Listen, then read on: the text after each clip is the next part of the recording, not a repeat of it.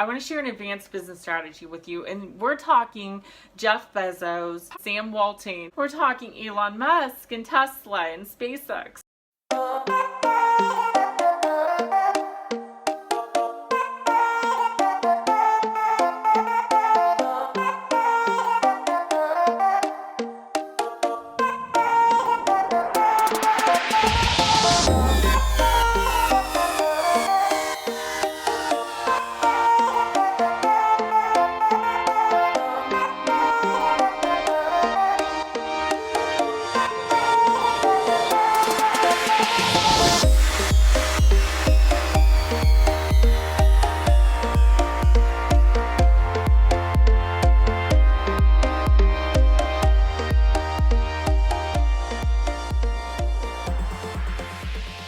Health, wealth, love, and happiness. Those are my 4 pillars.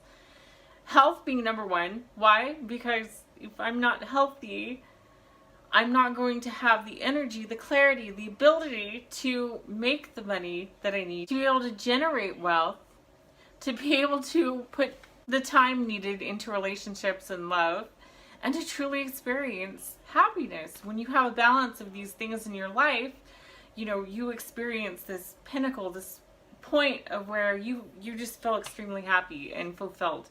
And it's a great feeling, and I'm so happy to be on the journey. Life is a journey. If we're all on this journey, hopefully it's on a journey to more independence and success.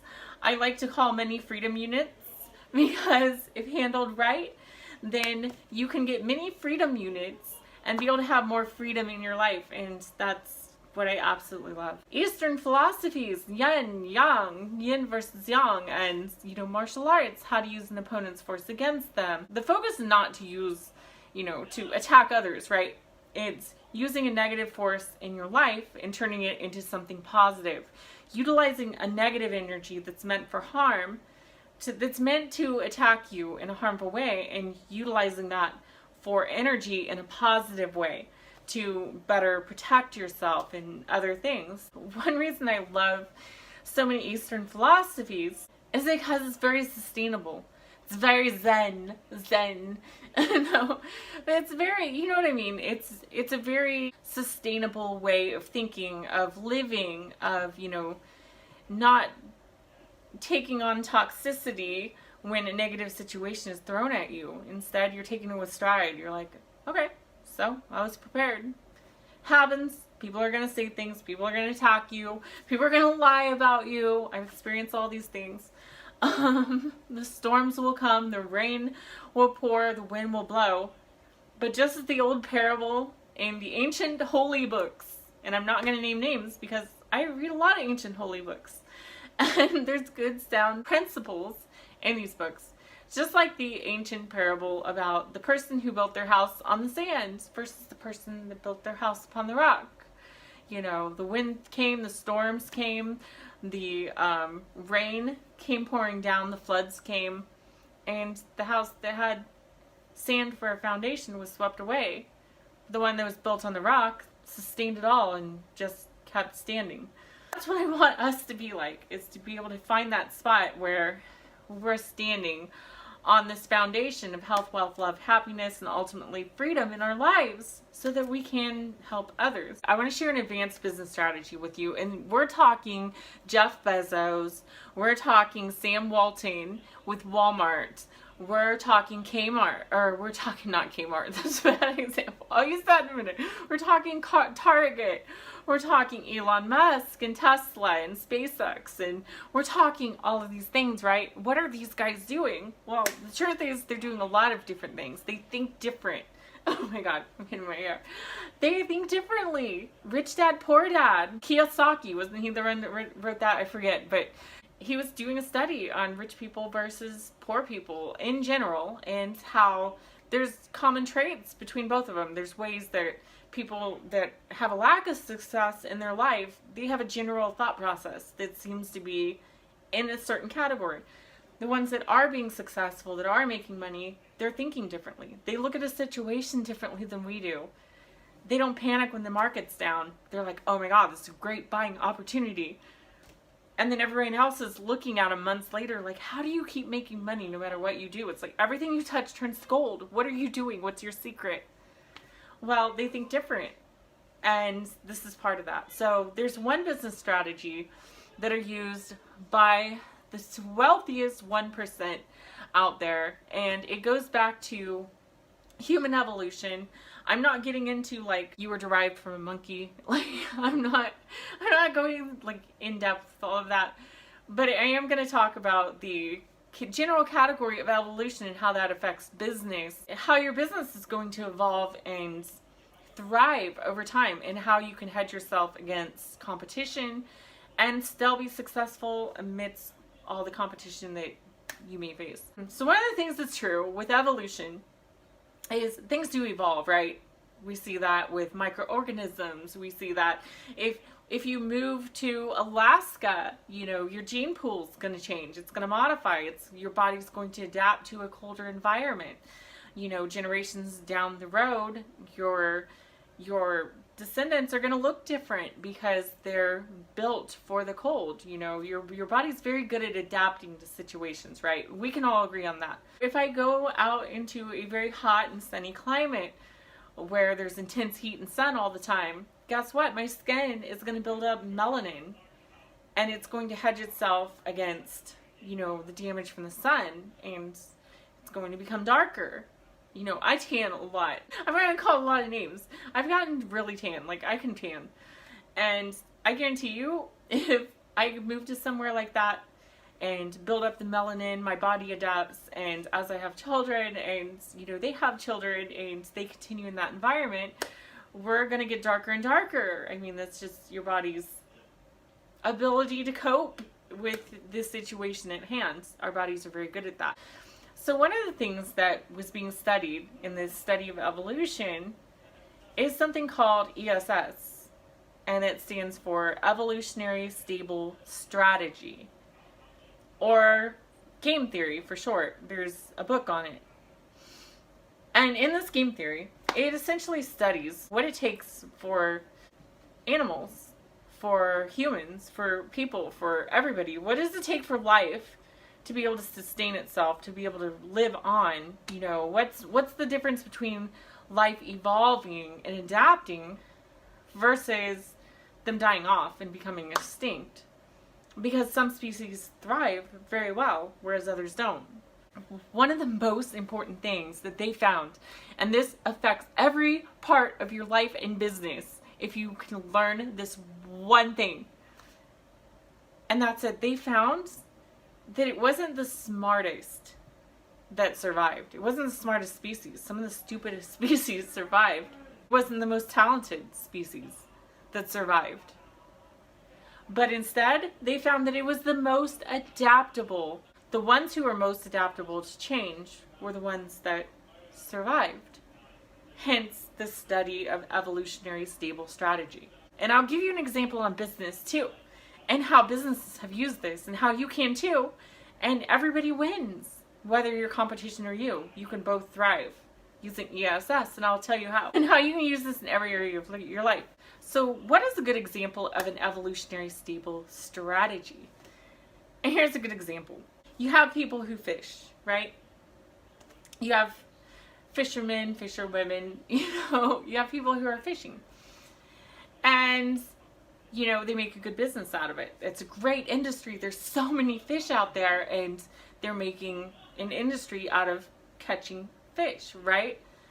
But then that left a vacant opportunity for thieves because there were no pirates at the time. Somewhere along this span of time where the fishermen, fisherwomen, the fish people were doing very well and thriving at business, here comes a group of very few people that came up with the idea on, hey, we can do this easier because we can steal from them.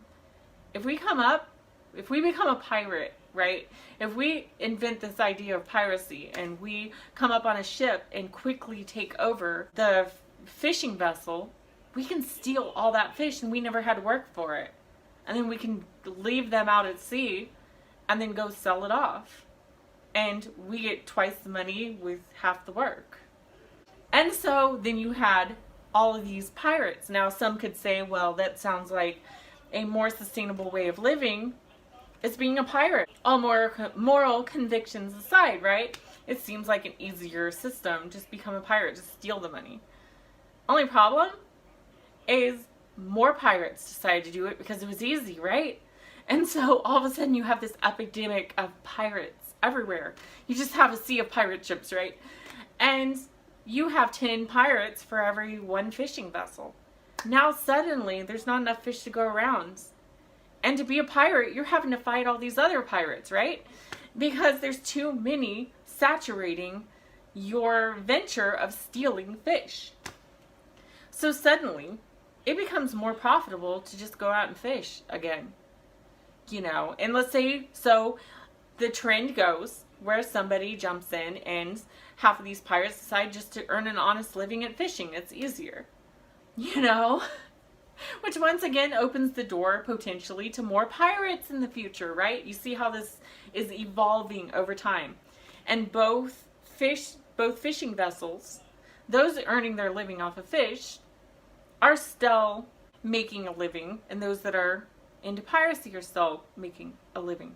It just varies at different times. It's one industry is not a good one to be in right now because there's too many pirates and not enough fish, right? Not enough fishing vessels. But then all of a sudden there's too many fishing vessels because all the pirates decide to go out and start fishing. So what do? ESS would be, you have a group of people that go, aha, I have an idea. I can do this better. I got one on all of them. I've got a lake on this plot of land, right? I can buy this land for the same price that I could buy a shipping vessel for and stock this lake with fish. And then it's my land on my property. I hire my own people. I become a fish hatchery. I just make fish. I make fish happen.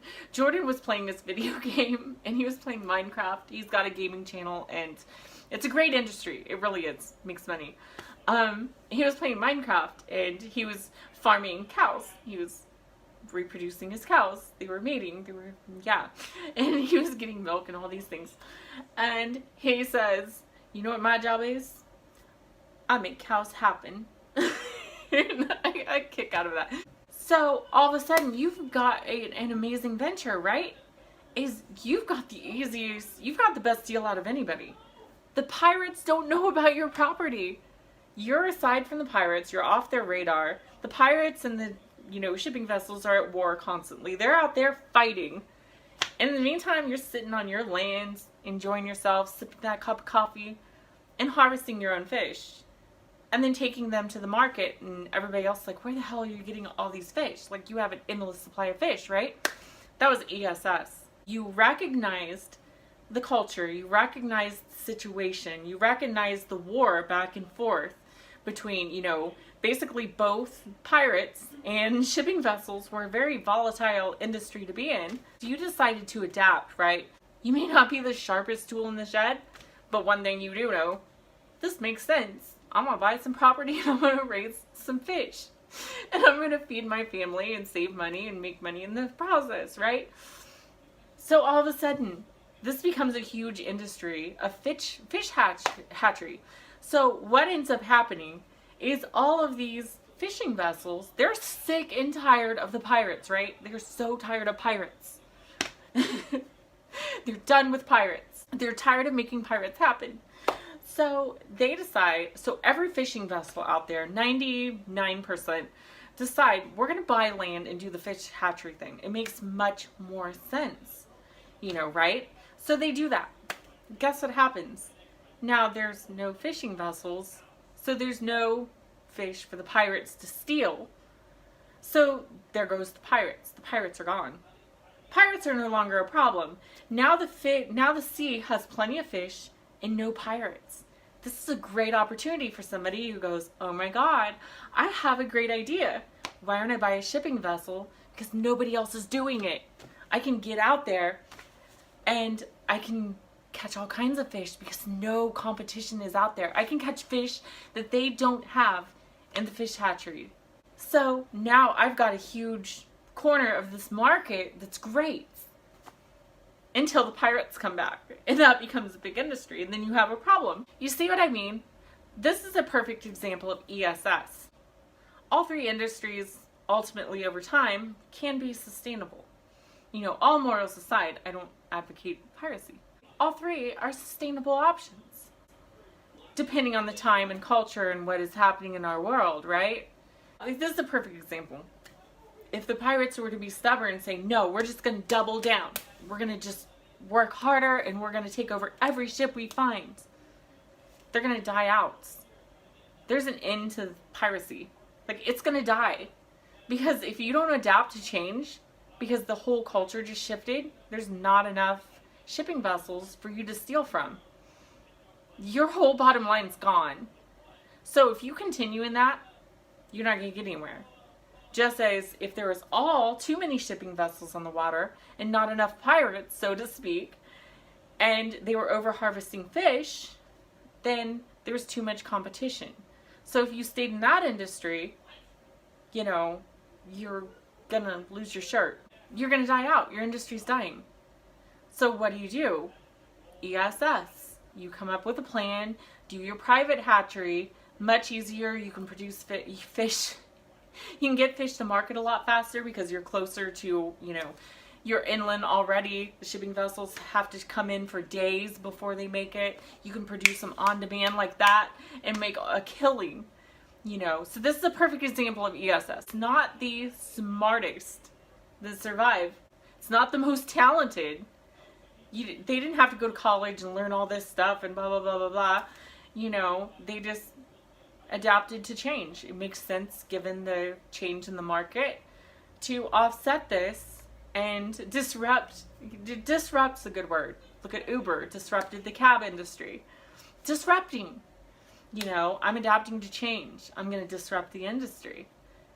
I'm using ESS, evolutionary stable strategy. I'm using game theory in my business to adapt to the change at hand and continue to thrive and produce and live on. A good example of this in business has been starting with Walmart, right?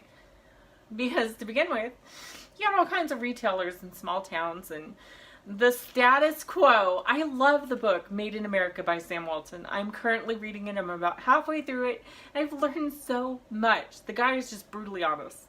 One of the few millionaires, billionaires that, you know, still drove an old pickup truck.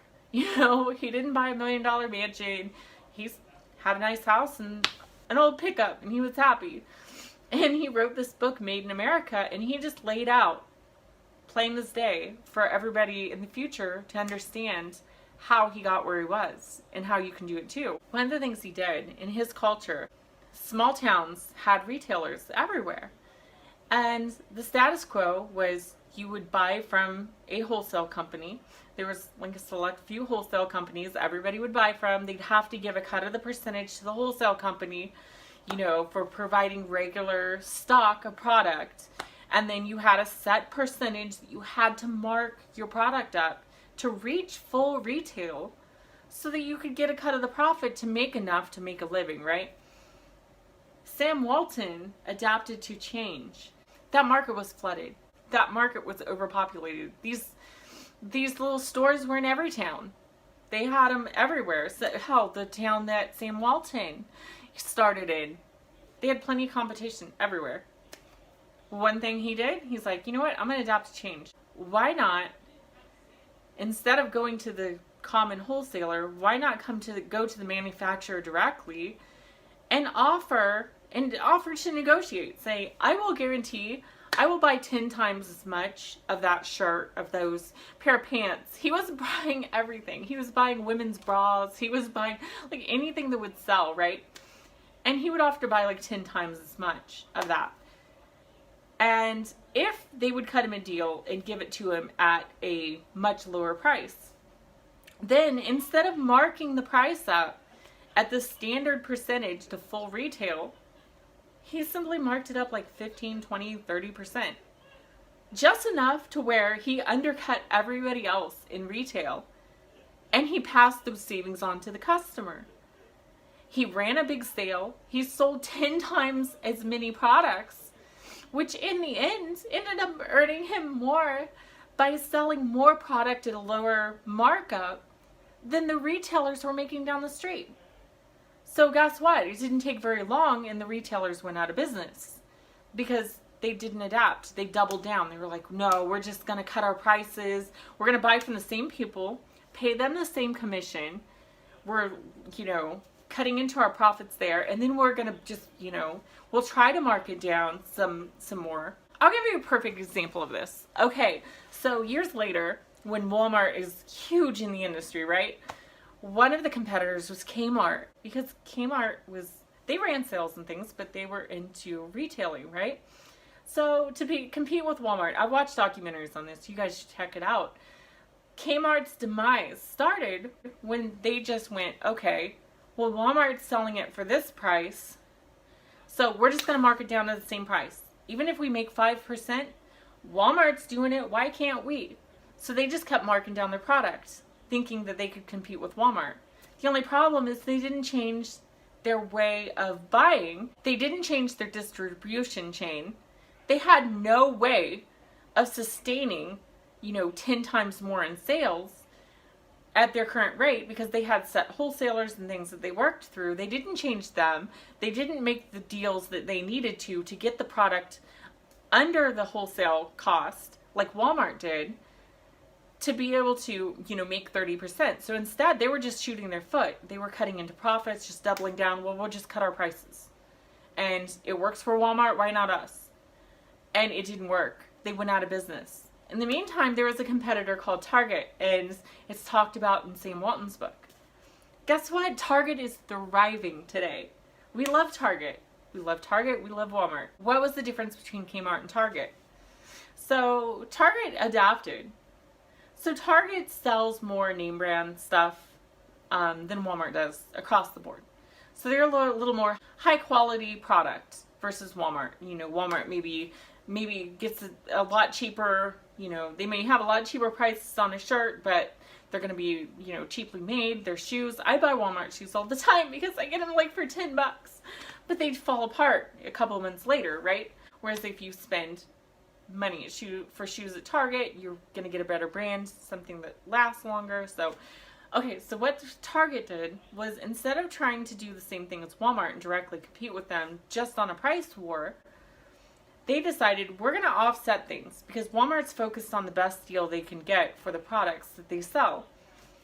So we're going to focus more on quality, but we're also going to discount that quality. We're going to go to our wholesalers and we're going to work deals with our wholesalers, but we're going to focus on the name brand ones that Walmart's not focusing on. What were they doing? ESS. They were adapting to an opening in the market because the market had just shifted to discount wholesale, right? But now there's this vast opening for high quality products at a reasonable price. So they did the same thing Walmart was doing with the wholesalers, negotiated a great deal, set up a great distribution chain with their semi-trucks and everything else, made sure that they could sustain the stock, the sales, and they thrive because they offer something different than Walmart does. And they're continuing to grow. So if another company decides to compete with Target and go, we're going to do the same thing as Target and make a lot of money, they're more than likely going to fail because Target's too big. They're already doing this. The only exception to this, guys, would be is if the industry shifted to the point that these companies became so huge their overhead increased, and now they have such an overhead that the little guy would have an opportunity to step up and actually undercut them in their price and still make a living, because me at home selling a product direct from white labeled from China, and there's a way to do it. I'll have to do a video on it. There's ways to white label things right out of China, and you can do it. Anybody can do it. It just takes, so many weeks to clear customs, but you can do it cheap. You can order $100 worth of wholesale products, and it's sub-wholesale, by the way. It's bottom dollar. But there's some instances like that where if these corporations get too big, they've got too big an overhead, leaving an opening for the little guy, right? Yes, us. Somebody who's adapting to change and going, hey, There's an opportunity to white label things out of China and then bulk them in. And then I don't have the overhead Walmart does, so I can undercut Walmart and make it easier and sell direct to the customer. That would be a good example of ESS. Anyway, this video is way long enough, but that gives you a good vantage point into what ESS is and how you can use that in your life. Just always remember, when you're facing a situation, facing a challenge, I like to call them challenges rather than problems. Because if it's a challenge, we're excited to go after it, right? We don't like problems, but a challenge we're ready to tackle. So when you have challenges thrown at your life, your business, you can use this in any category of health, wealth, love, happiness. Just remember, it's not the smartest that are going to succeed. It's not the strongest even that are going to succeed. It's simply the most adaptable to change that are going to succeed in whatever industry or area of life that you're looking to succeed in. So ask yourself, what areas can I be adaptable in? Where can I be more adaptable to change? And how can I employ that in my life, my love, my business? That's enough for now, guys. I love you guys, and more very, very soon.